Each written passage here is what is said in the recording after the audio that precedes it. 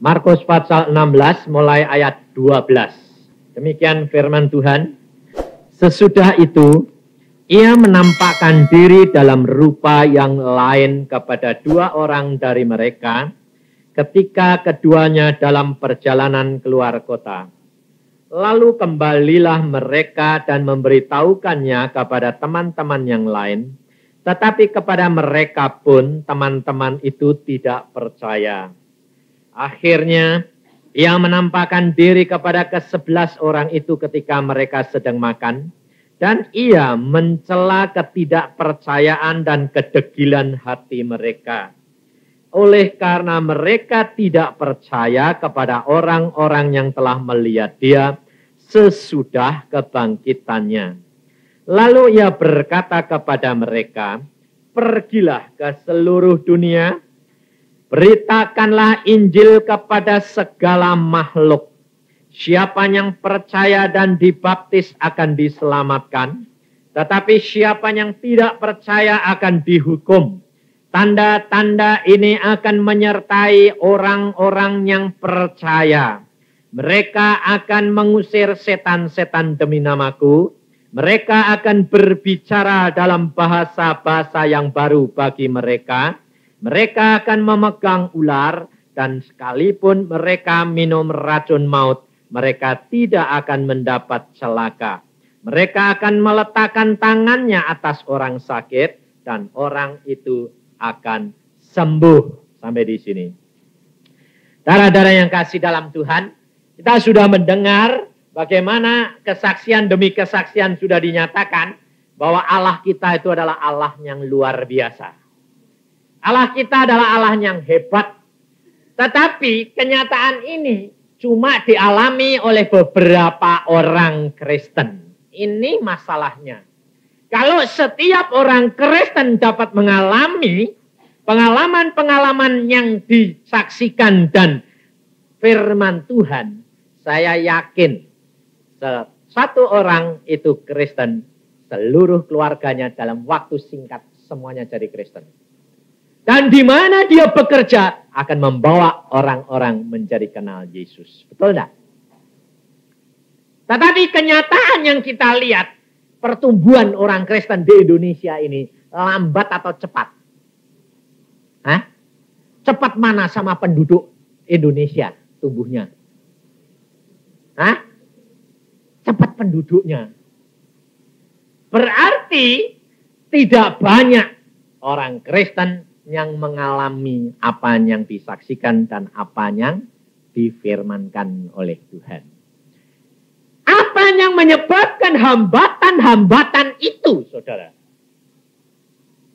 Kerap kali kita ini senang mendengar kesaksian, senang kumpul-kumpul. Persekutu, nanti lebih-lebih kalau saudara perhatikan. Di mana ada kebaktian, kalau ada kesembuhan rohani, mesti orangnya berjubel. Betul enggak? Tapi kalau tidak ada kesembuhan, orangnya kayak bisa dihitung. Kenapa? Manusia di dalam dunia sebetulnya mencari perkara-perkara yang langka. Mujizat yang dicari. Karena apa? Lah memang manusia di dalam dunia itu perlu mujizat kok. Betul enggak? Padahal Yesus itu menjanjikan. Yang dijanjikan pada Yesus itu siapa toh? Hamba Tuhan atau setiap orang yang percaya? Lah saudara ini percaya enggak? Ngalami enggak? Nah, ini masalahnya lah. Ini masalahnya. Kalau saudara ngalami, pasti enggak bisa diem mulutnya ini loh. Seperti saudara-saudara yang saksi tadi. Saudara kalau diminta saksi secara susahnya setengah mati kok. Dikatakan siapa yang berdoa, diam nyenyet semuanya. Sampai dipancing-pancing baru mau. Padahal kalau orang itu meluap-luap dalam hatinya, orang gembira, bisa diem enggak? Hah? Coba seandainya saudara ini dapat lotre yang 200 juta, bisa diem enggak? Nah, saya yakin setiap orang ketemu, waduh mukanya bunder terus. Sampai orang yang dulunya ketemu bingung. Loh, sekarang kok ketawa terus? Waduh, luar biasa. Nggak bisa berhenti. Sampai ngimpi-ngimpi pun ketawa. Loh, betul toh? Kalau orang anak yang ketakutan, jiwanya dalam ketakutan, mimpi-mimpi pun sampai ketakutan enggak? Orang tuanya tanya, kamu ada apa sih tadi di sekolahan? Kok mimpi tidur kok teriak-teriak? Nah ya dah, itu peluapan hati, saudara. Kekristenan itu adalah pengalaman pribadi dengan Allah. Dan bukan sekedar agama.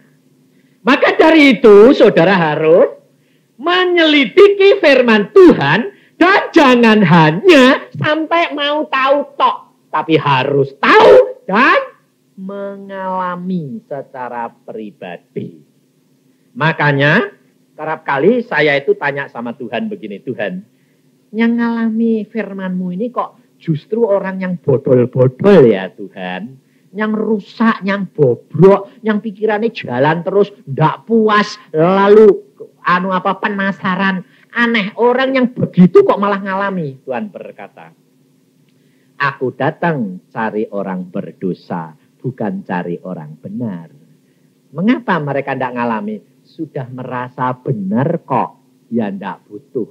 Ini loh saudara. Banyak orang Kristen yang merasa sudah baik. Jadi tidak butuh pengalaman seperti ini. Nanti kalau sudah kejepit, gepeng, baru mana Tuhan? Mana saksi-saksi itu? Ya aku kok enggak. Lah Tuhan bilang, kalau kejepit baru repot, cari-cari. Kalau seneng kok lupa. Ya, ini contohnya, saudara. Contohnya begini.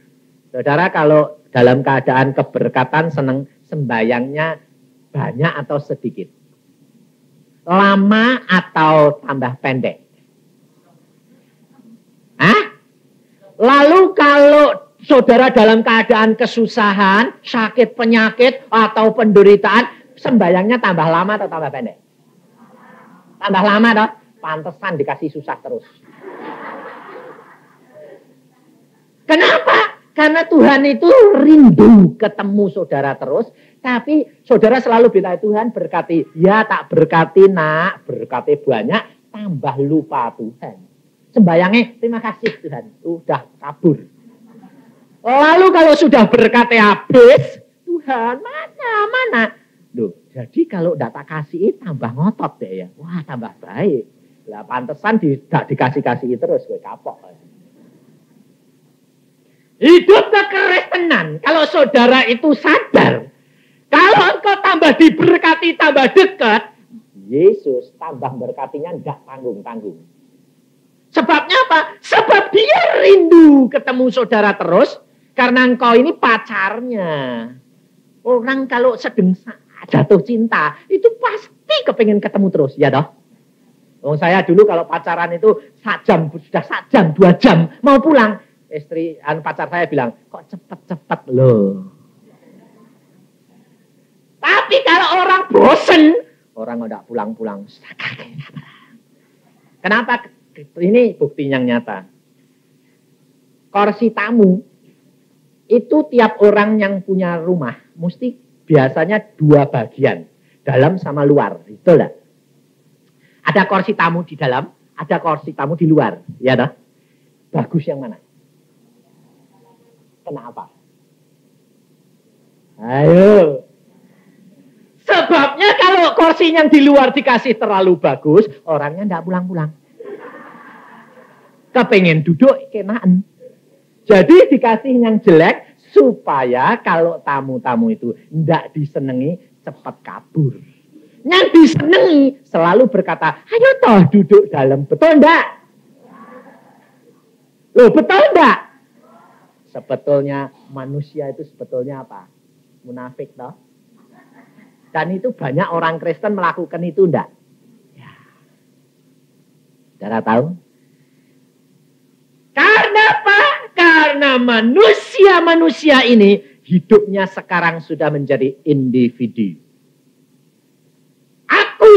Aku, egois, aku yang penting. Padahal Alkitab mengatakan kasihi manusia seperti dirimu sendiri.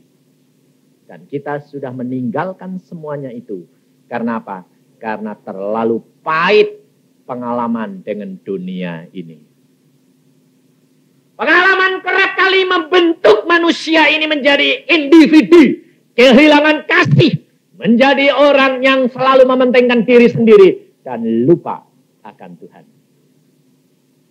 Maka dari itu kita kerap kali orang Kristen terbuai oleh keadaan itu. Sehingga tidak mengalami firman Tuhan dan mujizat Allah. Kenapa? Karena takut masuk lagi ke dalam kekecewaan. Padahal kalau saudara perhatikan firman Tuhan, Tuhan mengatakan apa? Bangsa Israel itu dikeluarkan dari Mesir, dijanjikan oleh Allah tanah Kanaan yang penuh air susu dan madu. Tapi nyatanya kok malah dijak jalan-jalan ke padang pasir.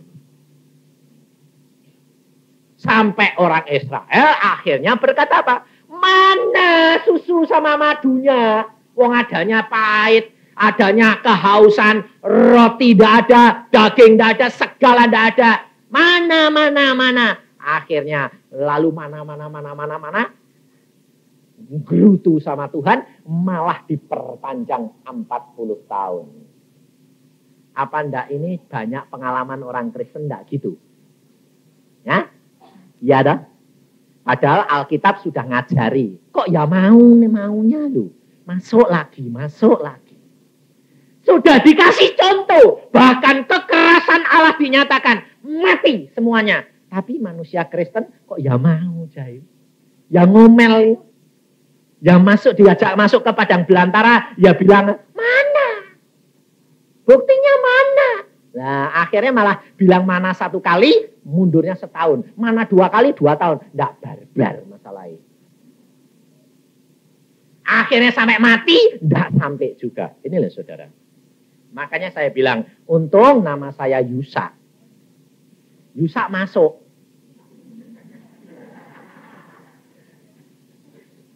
Jadi saya dulu sampai bilang. Tuhan saya kepengen nama macam-macam kok. Tuhan bilang. Enggak namamu Yusa. Untung enggak Musa. Musa ini enggak masuk. Ini loh saudara. Kita itu sadar. Kehidupan kekristenan. Firman Tuhan berkata apa? Murid-murid Tuhan Yesus 12. Hilang 1 tinggal 11. Pada waktu semua orang yang sudah mengalami Yesus bangkit. Mereka berkata apa? Tak percaya. Padahal Yesus sudah 3,5 tahun. Dia selalu berkata. Anak manusia akan mati dan bangkit. Anak manusia akan mati dan bangkit. Tapi tidak percaya. Mengapa? Karena manusia hidup membutuhkan fakta. Kenyataan. Tidak teori. Dan tiap orang Kristen, Yesus berkata alami. Yesus tidak hanya berkata kepada penginjil, kepada pendeta, pada hamba Tuhan. Setiap orang yang percaya harus alami. Dan tanda-tanda ini menyertai siapa? Orang percaya termasuk siapa?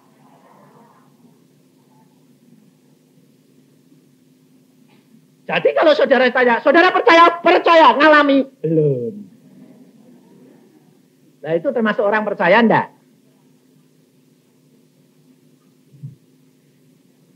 Ibu ini pinter dia bilang, termasuk, tapi sedang diproses kok. Ini loh saudara, karena apa? Memang harus setiap orang mengalami secara pribadi. Makanya saya selalu tekankan kepada saudara, saudara-saudara ini kan di sini banyak orang tua. Anda sekarang mengenal Yesus, kadang-kadang Anda mengatakan, kenapa aku dulu tidak dari kecil mengenal dia? Betul dah? Tetapi Anda bilang iya, kenapa tidak dari kecil anakmu lahir mulai Anda kenalkan Yesus? Nanti anakmu ngalami juga seperti kamu. Setelah tua barusan, aduh dulu aku kok tidak dari kecil. Mamaku kan sudah tahu toh. Iya, tapi mamamu bukan penginjil kok. Nah, Saudara harus dimulai anak dalam kandungan. Selalu saya katakan. Jangan mulai kalau sudah tahu. Anak dalam kandungan itu harus sudah dimulai kenalkan Yesus. Nah, kerap kali orang berkata gini, Pak Yusa ini kok ada-ada. Lah anak dalam kandungan kan belum ngerti apa-apa toh. Kenali Yesus itu bagaimana? Lah ya, karena saudara itu tidak berubah cara berpikir dan berjalan dengan iman, tapi berjalan dengan penglihatan. Berjalan dengan perkara-perkara daging. Padahal Alkitab berkata kita harus hidup dengan iman, bukan dengan daging. Jadi anakmu dalam kandungan mulai jadi, itu sudah dokter mengatakan, kamu sudah mengandung, amin. Lalu kamu mulai tiap malam, anak, engkau harus jadi anak yang baik. Loh, kenal Yesus, Roh Kudus, penuhkan dia. Yohanes itu penuh Roh Kudus dari mana? Dalam kandungan ibunya. Tapi saudara sudah dengar, sudah baca, sudah melakukan. Enggak. Makanya saya sampai heran, saya bilang, Tuhan, ini anak-anakmu kok bandel ya, hatinya degil. Lakukan. Kalau Anda sudah jadi oma, mantu, kasih tahu mantumu. Mulai mengandung, suami istri suruh ngelus-ngelus perutnya. Kan malah mesra toh? Iya. Tapi biasanya suami itu kalau istrinya ngandung, malah dia kelayapan. Makanya itu tiap malam suruh ngelus-ngelus perut istrinya. Doakan, nak, jadilah anak yang baik. Jadilah anak yang penuh dengan Roh Kudus. Anak yang mengenal Yesus. Segala watak perangai bapakmu yang jelek, dalam nama Tuhan Yesus kami patahkan. Nah, jadi kan selalu baik toh? Berjalan dengan iman segala perkara akan jadi. Engkau tanam, pada waktunya engkau akan tuai. Loh, tapi orang itu tidak percaya. Orang belum ngerti. Alkitab berkata, itu harus dimulai dari dalam kandungan. Karena Tuhan berkata, aku sudah bentuk pilih kamu sebelum engkau keluar dari dalam kandungan. Kita harus berjalan dengan firman. Supaya kita mengalami secara pribadi dengan Allah. Karena tanpa pengalaman dengan Allah secara pribadi, kepercayaanmu itu menjadi kerdil. Maka dari itu, apa yang menyebabkan hambatan? Karena manusia-manusia ini harus perlu satu, pepenuhan roh. Murid-murid Tuhan Yesus itu sudah mengalami mujizat dengan Yesus. Petrus sudah berjalan di atas air. Dia mengalami membagikan roti 5 ketol menjadi 5.000. Dia mengalami, tetapi dia belum penuh Roh Kudus. Sehingga hal itu menjadi hambatan. Kalau Roh Kudus memenuhi, ada kuasa. Setelah kuasa, tinggal tergantung saudara. Kenyataan, banyak anak-anak Tuhan di dalam persekutuan sudah kepenuhan roh. Sudah. Contohnya, sudah dapat berbahasa lidah. Sudah dapat karunia lidah. Sudah. Tapi, kok tidak ngalami?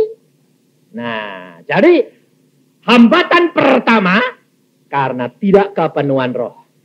Hambatan kedua, sudah kepenuhan roh, tetapi manusiawinya ini, kedagingannya masih terlalu kuat. Tidak mau terbuka untuk selalu duduk diam di bawah kaki Yesus, untuk dibaharui senantiasa. Tidak terbuka, tetapi justru kebalikan. Kebalikannya bagaimana? Sudah penuh, sudah pinter, mulai lihat orang lain. Oh, belum kepenuhan roh. Oh, belum bahasa lidah ya. Wah, belum penuh roh kamu. Lalu mulai nuding orang lain. Mulai menghakimi orang lain. Ini hambatan-hambatan yang menyebabkan kita tidak pernah tumbuh dengan Yesus. Karena kerap kali justru kita berkarunia, kita sudah mempunyai kepenuhan, jadi batu sandungan. Loh ini banyak. Sebabnya apa? Sebabnya tidak menjadi mengasihi, justru menjadi batu sandungan menghakimi orang lain. Maka dari itu kita harus belajar, saudara. Belajar terus dalam perkara yang terkecil. Maka engkau akan diberikan tanggung jawab yang besar. Kepikiran kita kerap kali menghambat. Seperti dikatakan, kalau saksi yang gede-gede, yang kecil enggak. Nah itu cara berpikir manusia, masih lama. Tapi kita berpikir dengan iman. Tidak ada perkara yang terlalu kecil buat Yesus. Tidak ada terlalu besar buat dia. Semuanya sama. Kalau saudara perhatikan, kesaksian daripada saudara hamba Tuhan tadi. Seorang bapak yang anaknya lahir. Dia hampir gagal. Kenapa? Saat terakhir ditanyai, bagaimana? Sudah lahir? Sudah. Uang cukup. Dulunya selalu bilang cukup, mengadakan, akhirnya bilang tinggal 200. Nah, untung dia tidak gagal. Coba saudara. Karena banyak orang kerap kali gagal dalam saat terakhir. Gagal sudah di ujung. Gagal. Kenapa? Karena untungnya dia tidak nggerutu. Coba tinggal 200. Tuhan, mana buktinya? Kalau engkau bilang nyukupi kok tinggal 200 tidak dikirim-kirim. Coba dia ngomong gitu. Tidak jadi dikasih. Saudara tahu, kita kerap kali dibiarkan Tuhan. Coba perhatikan pengalaman-pengalaman daripada hamba-hamba Tuhan. Kita harus dibawa masuk ke padang gurun untuk menikmati janji daripada Allah, tanah Kanaan. Pada waktu bangsa Israel sudah berjalan di padang gurun sampai perbatasan Kanaan, maka 12 pengintai melihat gugur. Saudara tahu? Untung yang tidak gugur 2 orang. Yusak sama Kaleb.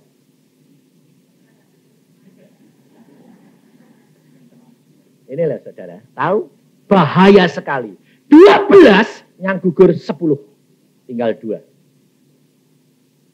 Maka dari itu saudara jangan menjadi kelompok yang besar yang gugur. Tapi jadilah kelompok yang kecil yang berhasil. Dan selalu perhatikan. Kalau engkau di dalam keadaanmu tambah kejepit. Itu tambah mau selesai. Malah gini, puji Tuhan. Malah besar, mujizatnya tambah besar. Loh berani enggak? Enggak berani tak. Kenapa? Karena pikirnya, wah berat. Jalah Pak Yusa, lebih baik yang kecil-kecil aja. Rugi. Dan Yesus sudah berkata, setiap firman-Nya harus digenapi. Kalau engkau mau jadi muridku, engkau mengasihi anak, istri, dan suamimu lebih daripadaku, engkau tidak layak menjadi muridku. Kalau engkau mau jadi muridku, seorang pemuda kaya, jual semuanya. Ikut aku. Saudara. Wah, saudara bilang, walah aku kalau dituntut suruh jual semua, wah gak sanggup. Ya, gak sanggup, batal gak masuk. Apakah berarti lalu Tuhan mengatakan kalau seandainya itu orang kaya, Tuhan mengatakan jual semua. Seandainya orang kaya itu berkata, baik Tuhan, apa orang itu lalu jadi miskin? Ini tak alami. Malah jadi kayanya 2 kali lipat. Saudara tahu? Sebab Allah sudah berkata, engkau tidak akan dicobai lebih dari kekuatanmu. Pada waktunya, engkau diberikan jalan keluar. Saudara tahu? Kalau Tuhan nuntut itu bukan berarti lalu, ya sambil semua. Nah, kalau Tuhan nuntut, itu karena hatimu yang terikat. Ini saya alami. Saya dituntut istri saya dituntut anak saya, dituntut ibu saya, dituntut profesi saya, kedudukan saya serahkan. Oh, tambah naik. Saya bilang, loh kok aneh sih Tuhan? Iya. Allahmu itu lucu. Loh, Allah itu lucu enggak? Aneh enggak? Aneh. Kamu kira Allah itu cuma hanya menakuti gitu? Enggak. Tuhan itu humor. Kadang-kadang kamu enggak mau, malah disuruh. Mau, enggak boleh. Kok aneh sih Tuhan? Aku mau. Tidak. Contohnya gini, saya tuh dulu dari kecil bilang gini, Tuhan, aku mau jadi hambamu. Baik. Kapan? Belum waktunya. Umur 20 mau sekolah pendeta. Tuhan bilang, tidak. Kok lucu sih Tuhan? Yang lain enggak mau jadi hambamu. Disurung-surung jadi hambaku. Loh kok lucu? Itu umur 20 dipanggil. Itu umur 12 dipanggil. Aku kepengen 45 baru dipanggil. Akan lucu toh, saya bilang. Apa enggak telat? Enggak ada yang terlambat. Inilah saudara. Perencanaan Allah bukan perencanaanmu. Musa dipanggil umur 80. Malah kakek-kakek. Lucu enggak? Lampok ya dari muda. Tuhan bilang, enggak. Kenapa? Aku punya rencana. Rencanaku paling baik. Ini loh saudara. Jadi pangeran turunin jadi budak dulu. Setelah jadi budak diangkat lagi jadi pemimpin wakil Allah. Musa pangeran diangkat Firaun. Rela diserahkan untuk Tuhan? Ya. 40 tahun jadi budak. Setelah itu 40 tahun kemudian dia jadi wakilnya Allah. Lebih besar toh? Ya, saudara tahu. Hidup kekristenan harus mengenal firman dan kenal Allahmu. Kau tidak akan takut dalam menghadapi segala perkara. Ucapkan syukur senantiasa. Kenapa? Allah yang punya pusing amat. Iya dah. Ini loh. Hidup kekristenan tuh. Lah, ini tadi saya kerap kali kalau saksi perkara naik mobil selalu dimarahi sama istri saya. Kamu kalau saksi kamu ini tukang ngebut, kalau naik mobil tuh mbok jangan cepet-cepet. Apa ndak nyobai Tuhan? Ah, ini hari dapat kesaksian malah aneh. Pelan-pelan suruh cepet. Loh betul toh? Tadi kan kesaksiannya gitu loh. Perempuan tadi pelan-pelan malah Tuhan bilang gas, malah suruh ngebut toh. Ya lucu, saya bilang, lu kok aneh Tuhan. Makanya itu hidup kekristenan jangan dibatasi, saudara tahu. Saya barusan ke Semarang, saya ngalami lagi. Setiap kali pengalaman dengan Yesus itu luar biasa. Tiap-tiap orang Kristen harus ngalami. Kalau enggak, bosan. Loh ini terus terang loh. Kadang-kadang itu jenuh. Persekutuan ya gitu-gitu. Baca Alkitab ya gini-gini. Sembayang ya gini-gini. Apa toh? Coba apa? Loh. Kalau tidak ada peningkatan bosan, saudara. Betul enggak? Makanya bangsa Israel bosan. Makanya mana terus bosan. Tetapi kalau dia melekat kepada Allah setiap kali melihat mujizat. Tapi dia harus pergi ke padang gurun untuk melihat mujizat. Sebab kalau tidak pergi ke padang gurun, gampang ada daging, gampang ada air. Tidak akan melihat mujizat. Batu karang dibelah keluar air untuk memberi minum orang jutaan. Ya dah? Tidak ada daging datang sampai Musa sendiri ngomong sama Tuhan. Tuhan, engkau mau ngasih daging pada manusia segini banyaknya. Laki-lakinya saja 600.000. Perempuannya biasanya lebih banyak. Belum anak-anak. Kira-kira 2 sampai 2,5 juta. Sapi berapa Tuhan? Kalau burung berapa juta? Satu orang paling sedikit 10. 10 kali 2,5 juta berapa? Setiap hari selama sebulan penuh. Bayangin. Sampai Musa, mana? Apa Allahmu kurang kuasa? Hidup kalau engkau sudah terapkan dalam hatimu lebih dahulu akan mengalir menjadi menjelma menjadi suatu kenyataan hidup saudara. Firman menjelma menjadi daging, jangan dibalik. Daging jelma jadi firman, tidak bisa. Firman dulu yang tidak kelihatan menjelma. Firman Allah masukkan kehidupanmu dalam hati kepikiranmu, maka ini yang menjelma menjadi satu kenyataan. Hidup kekristenan luar biasa. Pagi-pagi saya mau berangkat ke Semarang, penginjilan ke Jawa Tengah. Jam 5 saya bangun, saya sembahyang Tuhan. Aku berangkat jam berapa? Sembahyang sampai jam 6 Tuhan berkata, sekarang mandi, segera berangkat. Aku beserta dengan engkau. Amin. Saya bilang, saya mandi, saya berangkat. Sebelum berangkat saya setir di dalam mobil, saya bilang, dalam nama Tuhan Yesus, engkau di sebelahku, aku yang nyopir. Malaikatmu satu di depan, satu di belakang. Dan aku berjalan bersama dengan engkau. Saya jalan sambil ngobrol.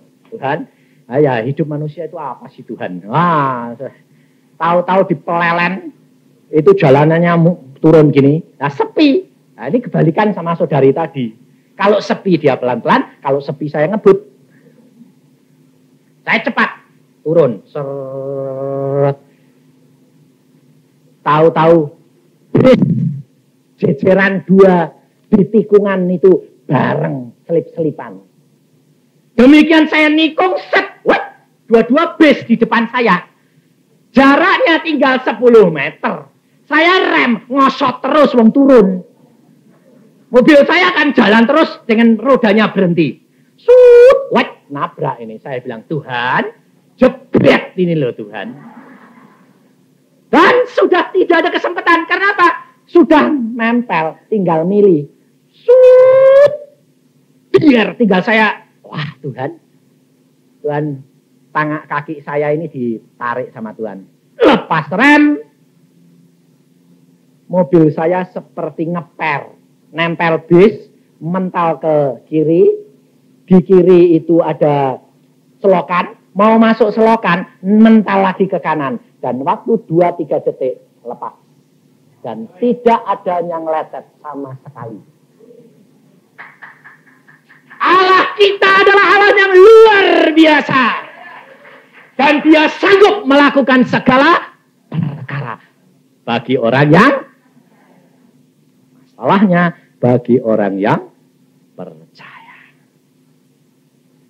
Saya sampai bilang, loh Tuhan, kok bisa gitu? Kok pindah? Mobil ini sudah nempel pindah. Tang. Mau masuk selokan. Tang. Saya sampai, loh kok kayak ngeper sih Tuhan. Jadi mobil saya ini nempel body base ini kayak ngeper. Saya tidak bisa ngerti. Lalu saya bilang, saya tidak berhenti. Jalan terus saya bilang, Tuhan, aku tidak ngerti kenapa bisa begitu. Kok tidak malah penyok? Kok malah ngeper? Lalu Tuhan berkata, apa yang kamu sudah doakan dan percayai tadi sebelum kamu berangkat? Apa yang kamu doakan? Tuhan, silahkan engkau duduk di sebelahku. Malaikat satu kamu di depan, satu di belakang. Malaikat yang di depan, pada waktu mobilmu mau nempel bis, tangannya yang nempel bis. Oh, pantesan ngeper. Balik. Mau masuk selokan, nempel tebing. Balik lagi. Pantesan, saya bilang. Luar biasa Tuhan, saya bilang. Karena apa yang kamu percayai, mesti terjadi. Karena itu firman Allahmu. Nah, saya sampai di Ungaran, saya sampai sekarang mengalami itu, saya bilang apa? Tuhan, hidupku adalah milikmu, bukan milikku lagi. Ini menambah pengalaman, ini menambah apa? Menambah percaya, menambah penuh penyerahan, menambah kasih kita kepada Dia. Maka tiap orang Kristen perlu mempunyai pengalaman pribadi dengan Dia. Dan pada waktu saya di sana, saya ketemu hamba Tuhan Rombot dari Jakarta, Pak Rombot. Mobilnya baru, Opel. Saya bilang, Pak, Rombot kor Rombot, mobilmu kok melonyot? Mobilnya melonyot, tabrak truk. Saya bilang, di mana? Ya di sana, daerah sana. Loh, saya mau, hampir, tapi tidak jadi. Kenapa? Allahku beserta aku. Lah kamu berdoanya bagaimana? Langsung saya tanya. Kamu sembahyangnya bagaimana? Aku sembahyangnya begini. Tuhan, aku mau pergi menginjil. Jangan engkau perbolehkan iblis menjamah tubuhku. Mobil tidak apa-apa. Lah pantesan. Sesuai dengan doamu, iblis nuntut. Betul enggak? Kalau enggak percaya, tanyain dia. Lalu saya bilang, oh pantesan. Kamu sembayangnya mobilmu boleh dijamah. Aku enggak mau. Oh, mobilku udah dijamah, melonyot kan repot. Kan menghambat pelayanan saya. Betul enggak? Enggak, saya bilang, Tuhan, aku bersama dengan engkau. Apa yang aku punya, engkau punya. Engkau bentengku. Tidak ada boleh menjamah kalau tidak engkau kehendaki. Hidup kekristenan itu hidup yang nyata. Dia firman Tuhan berkata apa? Ayat 17. Tanda-tanda ini akan menyertai orang-orang yang percaya. Mereka akan mengusir setan-setan demi namaku. Yang ngusir setan siapa? Hamba Tuhan atau Anda? Orang percaya, termasuk dia. Jadi kalau anakmu ada apa-apa, rumah tanggamu ada apa-apa, jangan ribut. Siapa ya hamba Tuhan yang ngusir setan ya? Siapa? Selalu cari gitu dah. Ada anaknya mbak sakit sembuh-sembuh, panas terus. Aduh, telepon hamba Tuhan, tolong dong sembayangin. Itu namanya bukan orang percaya. Itu orang dunia yang selalu cari dukun. Cara berpikir harus dirubah. Yesus berkata, mereka yang percaya akan diikuti dengan tanda-tanda. Bukan hamba Tuhan, bukan penginjil, tetapi mereka yang percaya. Setiap anak Tuhan harus ngalami. Makanya kalau saudara punya masalah ini nanti sampai di rumah, anak sakit sembahyang sendiri. Tumpang tangan. Kalau tidak sembuh jangan jadi orang Kristen, rugi. Harus berani. Kalau suamimu tidak beres, keplok gue nanti. Coba kalau tidak percaya pulang, bilang suamiku tumpangin tangan, gratis keplok. Iya. Jangan gitu. Tuhan berkata, hendaklah engkau cerdik seperti ular, tulus hati seperti burung merpati. Jadi kalau suami, engkau harus tahu, engkau kan istri. Istri itu selalu tunduk sama suami. Kalau kamu tumpangi tangan, keplok gue nanti. Apa-apaan gue? Pulang dari persekutuan tumpang-tumpang tangan, keplok. Mau jadi menentang saya ya? Jangan. Saudara harus bijaksana. Pulang dari persekutuan, dalam hatinya, puji Tuhan, aku punya senjata. Amin. Betul tumpang tangan, tapi caranya lain. Kalau sudah sendiri, sudah dikasih minum, sudah makan, sudah masuk tidur, lalu sayang dia. Loh, disayang-sayang, dibelai, tumpang tangan enggak? Iya. Waktu dibelai-belai itu tumpang tangan enggak? Iya. Waktu dibelai-belai tangking dalam nama Yesus. Nah. Jadi, saudara tahu. Tapi istri-istri kebanyakan terima gitu saja, langsung orang tumpang tangan, teplok. Saudara tahu hambatan yang kedua tadi apa? Kedagingan. Ini saudara perhatikan. Kenapa orang tidak bisa percaya Yesus? Karena menolak. Siapa yang menyebabkan penolakan? Anak Tuhan. Kenapa? Karena dia tidak bijaksana.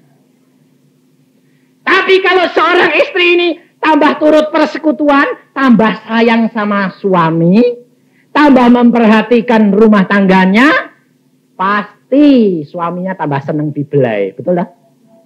Pasti. Kalau enggak, periksa diri. Jangan menyalahkan orang yang belum tahu, tetapi periksa diri. Belajar seperti Yesus. Yesus punya tahta. Yesus Allah sendiri menjelma menjadi manusia, mengosongkan dirinya menjadi seorang hamba.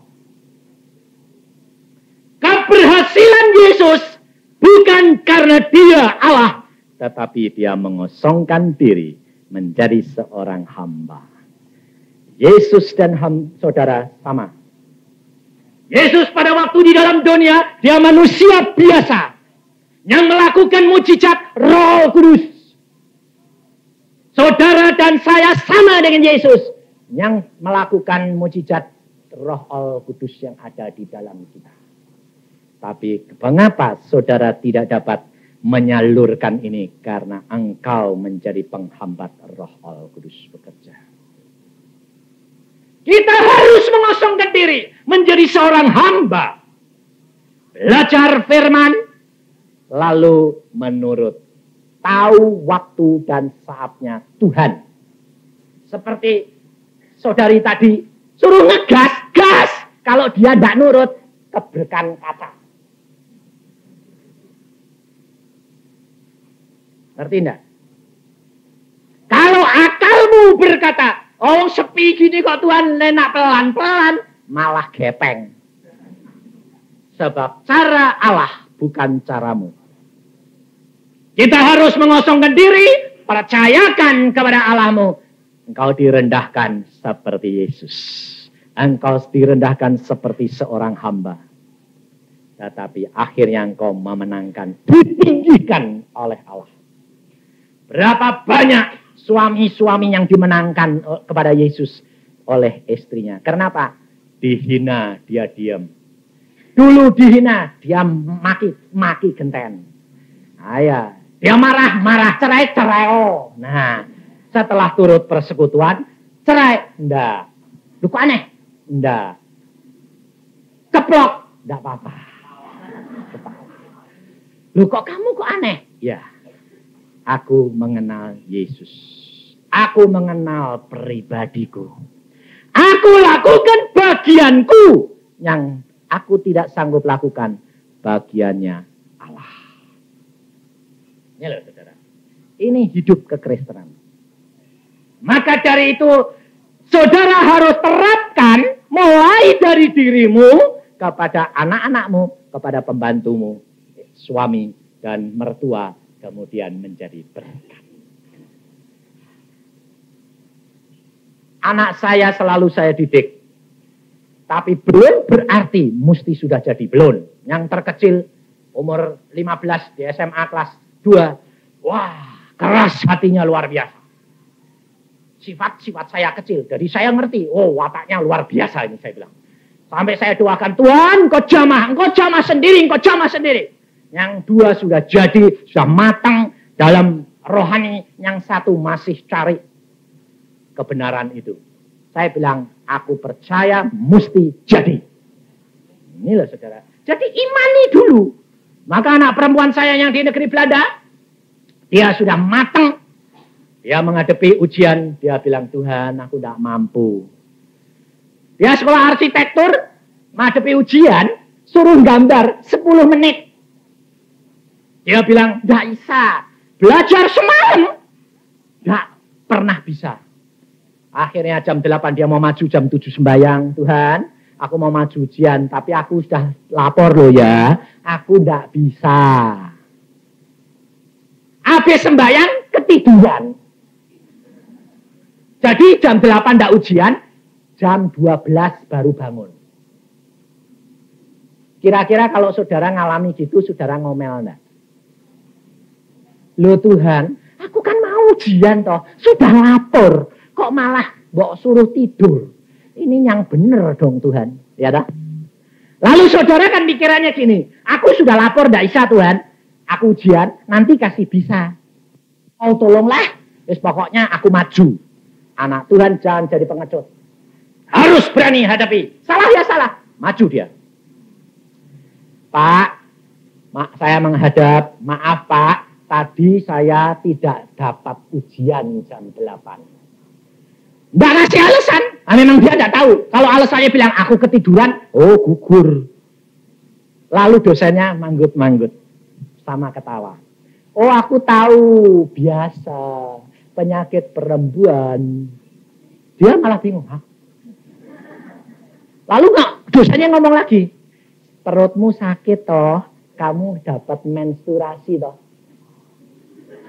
Malah bingung dia. Lalu dosanya bilang, enggak apa-apa, besok datang jam 8 ujian. Boleh sendiri ujian. Lah dia pulang, dia bilang apa? Tuhan, aku enggak bohong loh ya.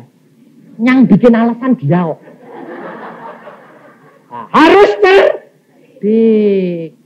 Dia yang bikin alasan, aku disangkai datang bulan. No. Ya salahnya tau Tuhan ya. Enggak aku, tapi aku enggak bohong. Aku ya enggak bilang ya, aku mesem-mesem. Kalau mesem-mesem lalu ditanggapi ya salahku.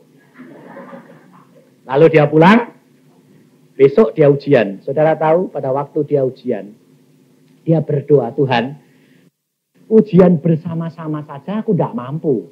Apalagi sendirian, tambah ngewel. Ditungguin dosennya sendiri, laki-laki. Lalu dia bilang, engkau, aku bagianku yang aku bisa, yang aku tidak bisa bagianmu. Lalu dia datang jam 8, dosennya bilang, ini kertas, ini ballpoint, gambar. Ini, 10 menit. Ya, yang gambar. Baru beberapa menit, dosennya bilang, saya tinggal sebentar, nanti saya balik. 10 menit, belum selesai. Tapi dosennya belum balik. Lalu diselesaikan sama dia. Seperempat jam, 20 menit selesai. 1 jam dosennya barusan balik. Lalu dosennya berkata, wah ndak adil, ndak adil. Orang lain 10 menit, kamu 1 jam. Ambil kertas lagi, ulangi yang lain. Nah, dia sudah ceplos, aduh Tuhan, suruh ngulang lagi. Nah, lalu dia ngambil kertas, dia bilang, Tuhan, aku akan usahakan semampuku, yang tidak mampu urusan. Ya gambar lagi, baru 5 menit dosennya bilang, aku tak telepon temanku sebentar. Ah beneran. Yang gambar-gambar seberapa jam enggak selesai. Dia bilang, Tuhan belum selesai. Lalu selesai, dosennya belum balik. Dikasih bagus sama dia, 1 jam kemudian dosennya barusan balik. 2 kali 1 jam. Dan dosennya berkata, gambarmu bagus. Tapi 1 jam. Tapi wong bukan salahmu, ya kamu lulus dengan bagus. Saudara tahu? Dia sendiri dosennya berkata, ini luar negeri loh, di Belanda. Dia berkata, aku belum pernah telepon sedemikian lama. Karena telepon di sana itu bayar. Dan orang berbicara itu seperlunya. Nggak boleh kayak orang sini ngobrol. Dia bilang, aku belum pernah telepon sedemikian lama. Kenapa? Problem temanku tak kasih nasihat kok gak ngerti-ngerti. Setelah 1 jam baru ngerti.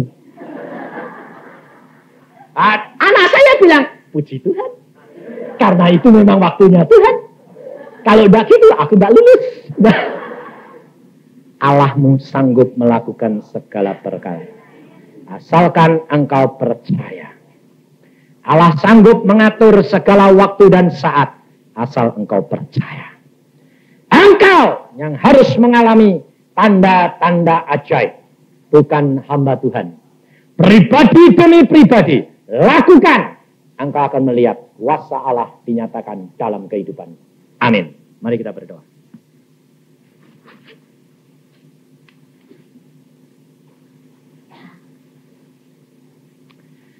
Tuhan, firman-Mu sudah hamba sampaikan.